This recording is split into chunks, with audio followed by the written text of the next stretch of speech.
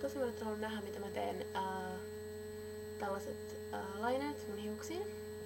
Mutta nyt mulla on tässä vielä tällainen pieni kohta jäljellä, jotka ei ole kierretty. Niin mä ajattelin tässä samalla näyttää teille, miten ne tehdään. Ne on aika helppo tehdä itse asiassa. Sä tarvit tällaisen raudan, aika ohuen raudan. Tässä on sormi. Eli se on vähän paksumpi kuin sormi. Ja sit sä tarvit... mulla ei tässä mitään tuotteita, voi näyttää. Tarvitte harjan ja tällaista heat defense ainetta ja hiuslakkaa. Eli nyt mä oon jo laittanut heat defensein hiuksiin ja sen jälkeen mä oon harjannut ne.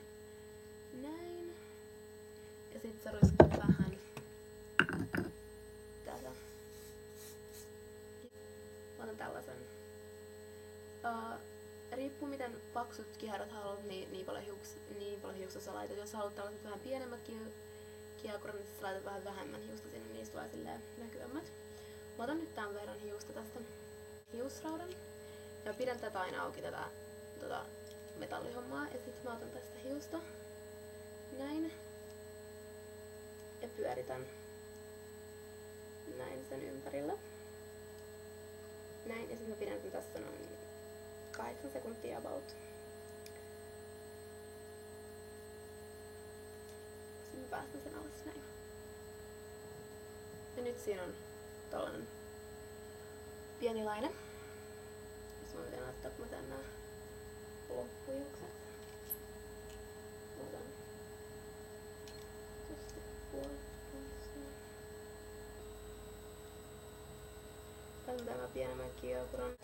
Ja sit nää etuhiukset tosi vaikeet, koska sä haluat ne pyörii oikeaan suuntaan. Mä oon aina pyörittänyt niitä. Tän puolen mä saan aina oikeaan suuntaan, mutta tää toinen puoli tulee aina näin mun naaman eteen. Ja nyt katsotaan, jos mä tosin tällä kertaa oikein. Mä laitan sen tohon.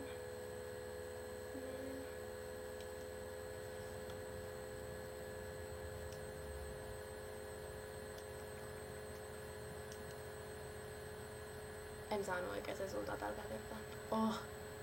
Ihan sama. Mä saan sen kyllä jotenkin kohta laitettua. Eli tältä se nyt näyttää tällaiset laineet mulla on nyt. Ja sit vielä, että mä saan ne tuuemmaksi, ne ei niinku lättäänny illan aikana, niin sit sellainen Björn Axel, niin sellainen Volume Master olisi tosi hyvä, mutta mulla ei ole sellaiset, joten mä tupeeraan ihan normisti näin. Täältä alta. Noin. Se oli siinä.